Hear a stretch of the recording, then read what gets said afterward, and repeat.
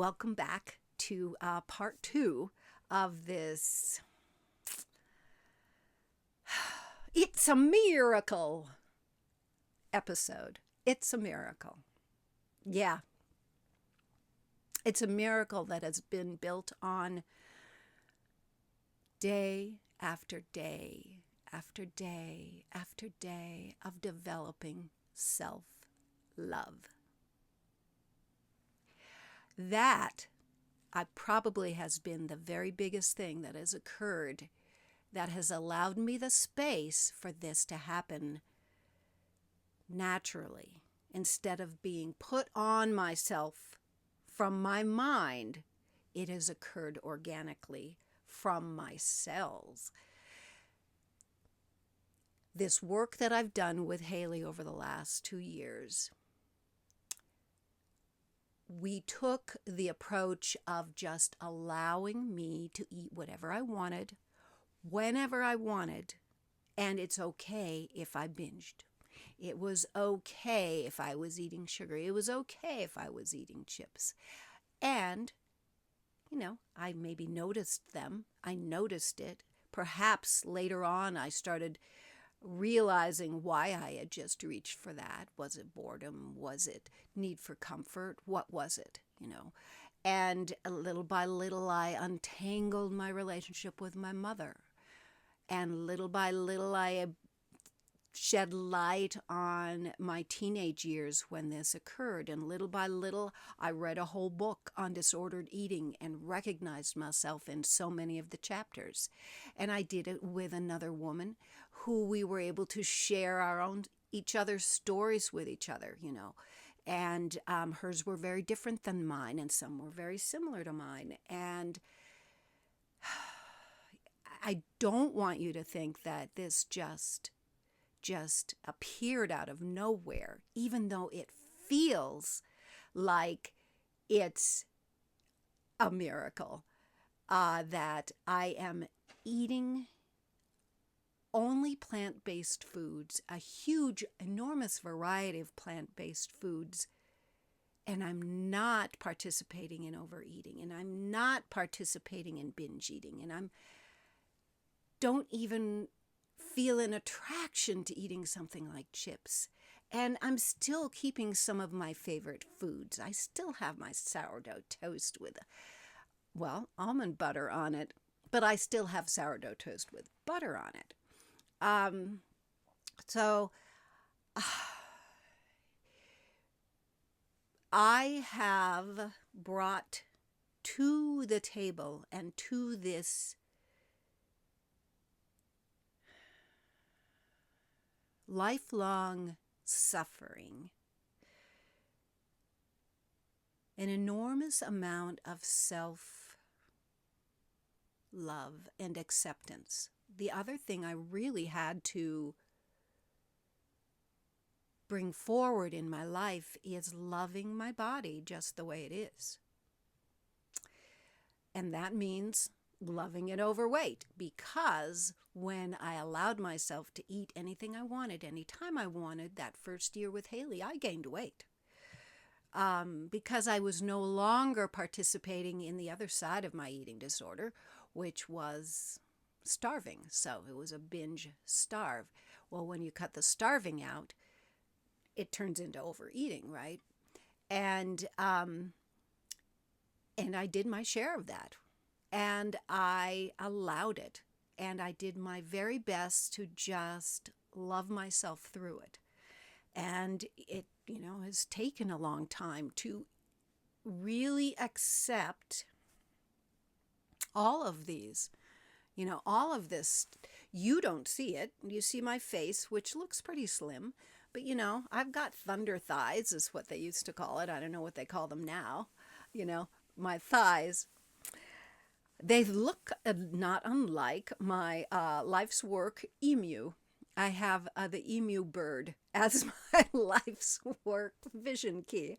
And I have thunder thighs to go along with it. Grounded majesty, god damn it, yep. And I've got an ass. I got a pretty big little behind there. Pretty big little behind. And I have My gut itself has been, I think I am losing some weight there, but I now have a bunch of extra skin and a layer of extra fat. And I'll tell you, TMI again, it's kind of gross. And what am I going to do? Not love me? I mean, I've gotten to that point now. How could I not love me? I'm here. I'm me. I'm in this body and it's mine. And it's my vessel from this gorgeous soul that I'm learning so much about and bringing more and more into my body. Yeah. So a lot of the journey has been about self-love and loving every bit of it, every bit of my body. Yeah, I don't know why I'm giggling. I guess I'm giggling at my hairy legs that I noticed this morning, and I'm giggling at my chin hair. Why did this plant-based eating take, when being a vegan didn't take? About, how long ago was it? Maybe 7 years ago? Maybe 6, I decided out of the blue to try being vegan. Chris Carr, do you all remember Chris Carr?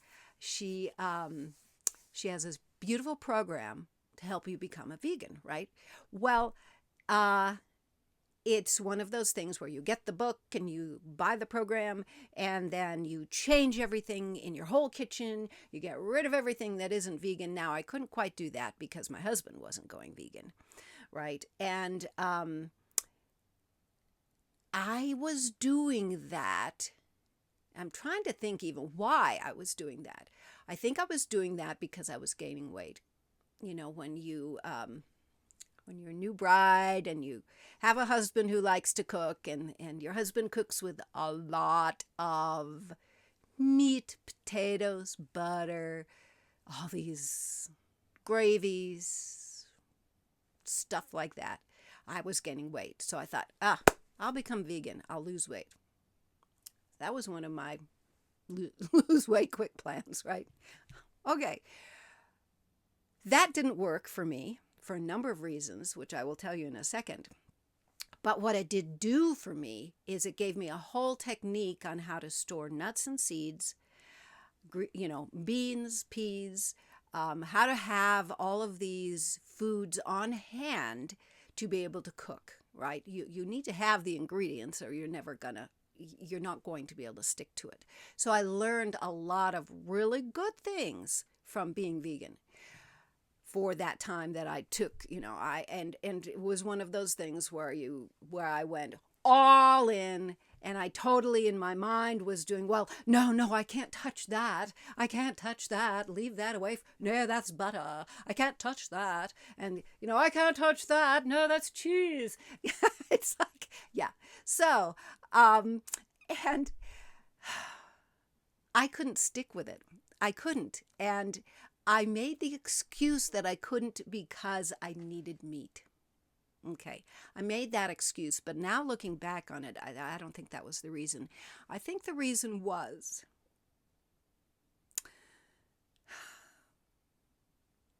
my husband loves to cook for people, okay?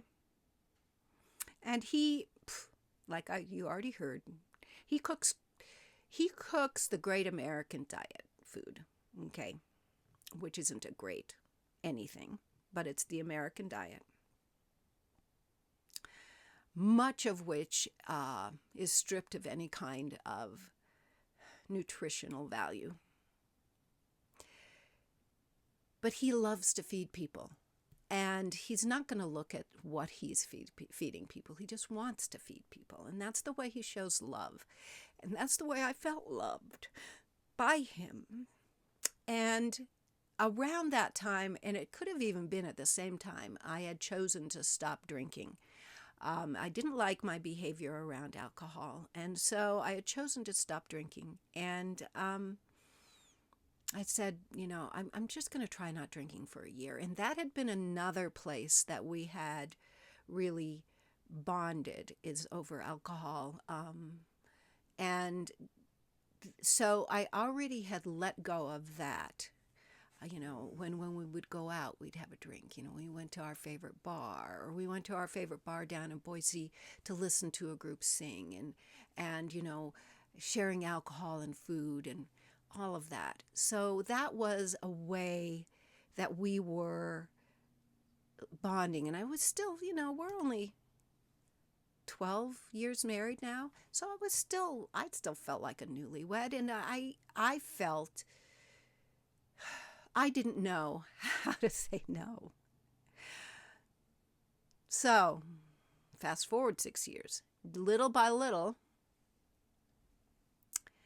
I kept all of my nuts and seeds in these jars, and of course I would eat some. It's not like those jars are 6 years old or anything like that.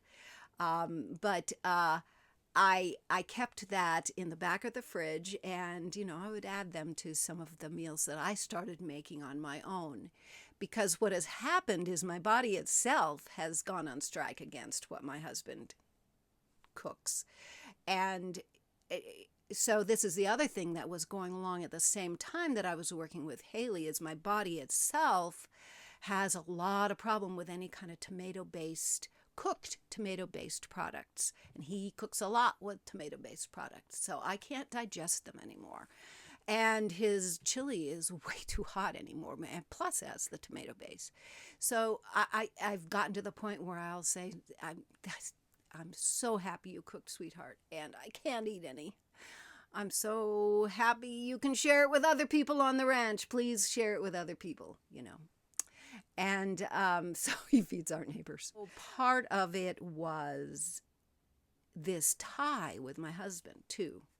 But now my body just naturally went on strike. And my husband understands that little by little now, because he's going through his own problems with foods because of his recent cancer treatment. And he is now on a testosterone blocker, which creates a great deal of hot flashes for him.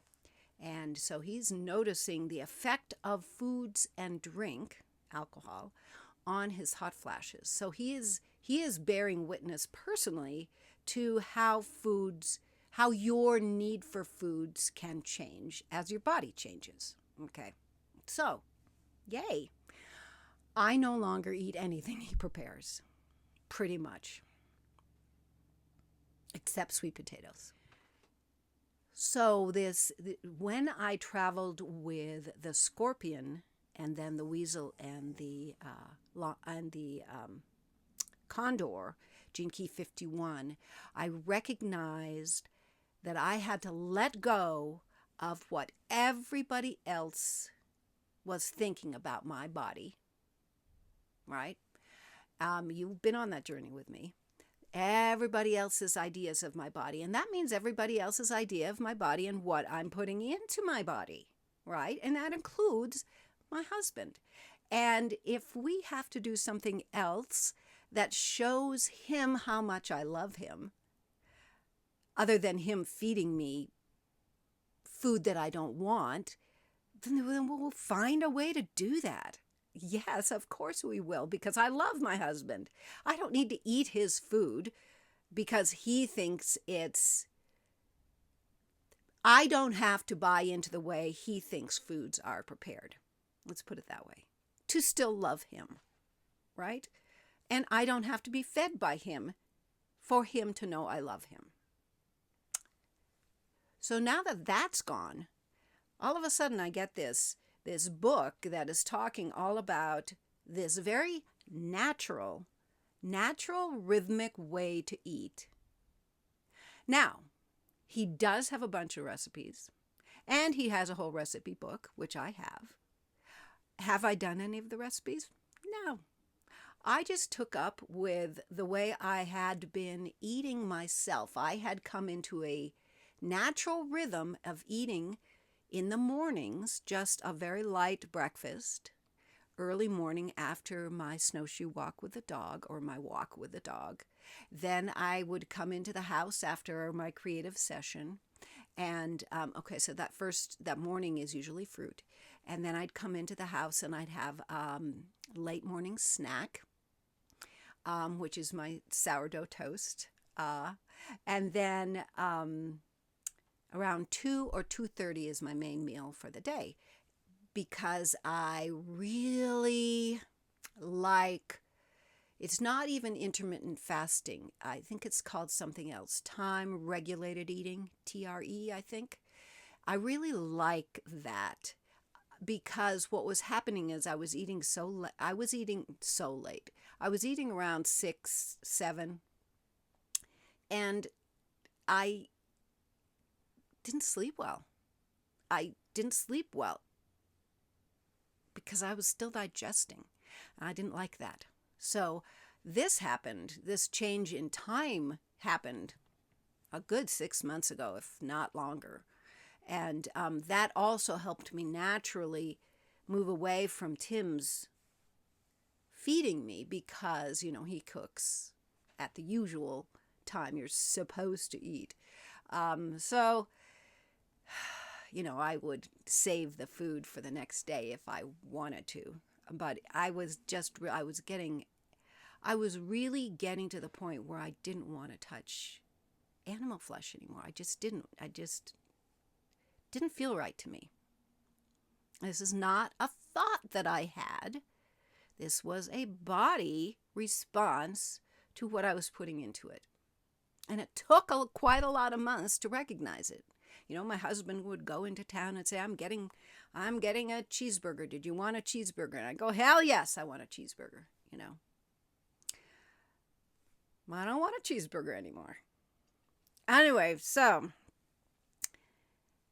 I hope you're getting the idea of these increments and these little things that happened that finally led to this miracle of this just very natural way of eating.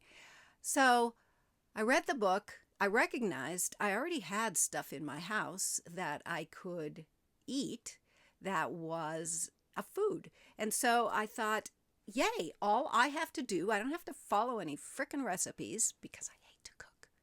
I hate to cook. I really hate to cook. Just in case you didn't get that, I hate cooking. So I graze.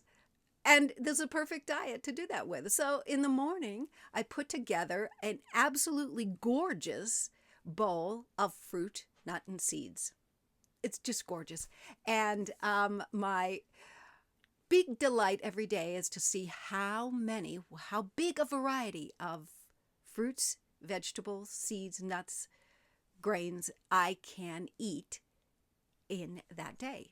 And I even found an app that tells me what the variety is of how many I eat in a week. So it's called, now I'll put it down here, something 35. The goal is 35 different forms of food, plant-based foods. So for instance, right now I have this fruit and nut feast that I can eat when I've finished filming. And it's chia seeds, walnuts. I think I put pumpkin seeds in today, coconut. All of these, I'm working towards having them be organic. I haven't got them all organic yet, but one step at a time. So those, I think, are the nuts. Then I've got apple, banana, pineapple today. Oh, raisins. I put raisins in there today. And then I've got a little bit of this glorious cranberry sauce that our neighbor made for Thanksgiving that I'm eating up the rest of. And then a tiny bit of maple syrup on it. And it's so delicious, so delicious. And I still have my, when I go in at mid-morning, I still have my sourdough toast, and I have almond butter on one of them, and I still have my butter. And then for the my afternoon meal, I have these beautiful whole wheat tortillas that I put filling in, and it just varies. I'll sprinkle some flaxseed in there. I will nothing with tomatoes at this point. Onions, garlic for sure, because those are such great foods that do so many wonderful things for for my little gut population, my little city. Got to feed all the ones that will make my body happy. So, yeah. Anyway, another tangent, and even this video too is going to be long, isn't it? I think the amazing, miraculous thing about this is not that I've done this, but that this feels like a forever choice. This feels like the most natural thing that could possibly be is this shift to fully plant-based eating. And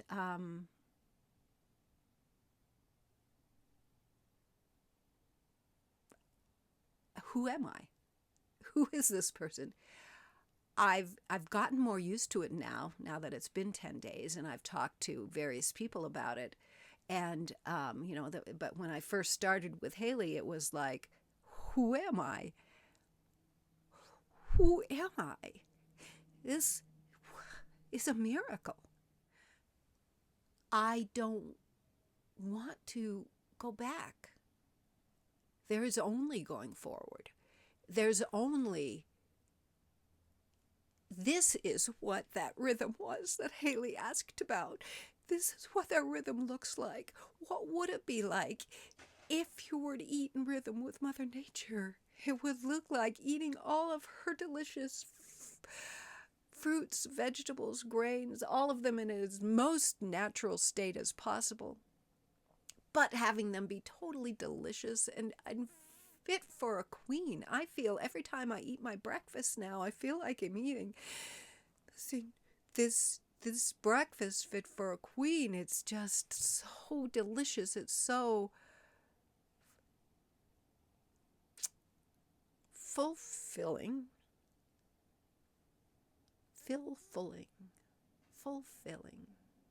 Thank you. Thank you so much for joining me and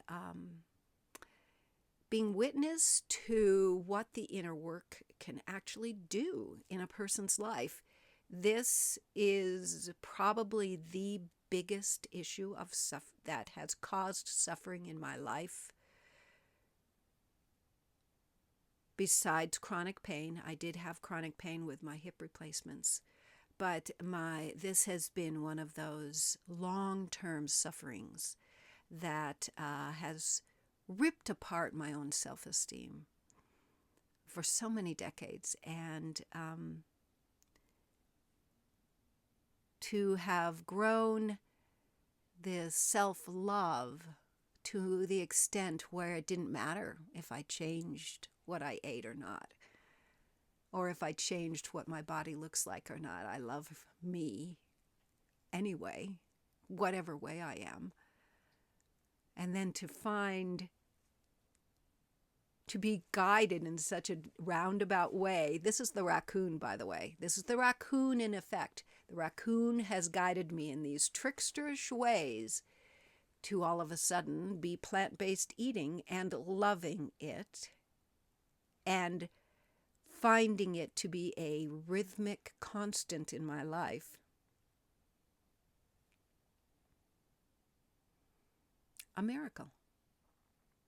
This is what real miracles look like.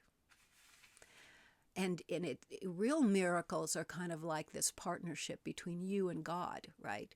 So I have been doing the work. I've been doing all the inner work. I have been seeking. I have been making my intentions known. And God is also coming back down and blessing me with the results. It's a two-way street, right? Yeah. So thank you, and I'll see you. I'll see you when I see you. Have a wonderful holiday season, whatever it is that you celebrate.